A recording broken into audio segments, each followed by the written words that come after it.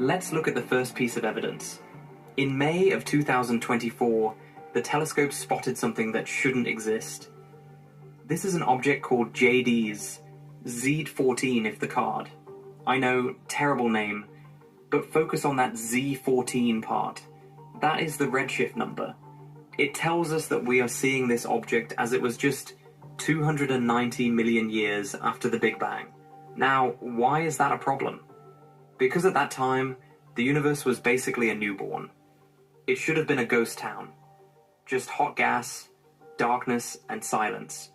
But JD's is not a ghost. It is a fully powered galaxy. It is bright, it is massive, and it is huge, hundreds of millions of times heavier than the sun. Think about the logic here. How do you build a skyscraper in 5 minutes? You can't. You need time to pour the concrete, you need time to weld the steel. But the universe somehow built a massive, complex structure in a blink of an eye. So we have to ask, is our timeline broken? Or did something impossible happen in the dark? Here is where the mystery gets even weirder, because the problem isn't just about the size of the galaxy, it's about what is inside it.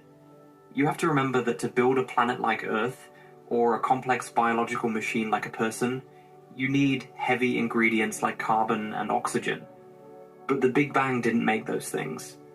The Big Bang was a simple event that only created hydrogen and helium. That is it.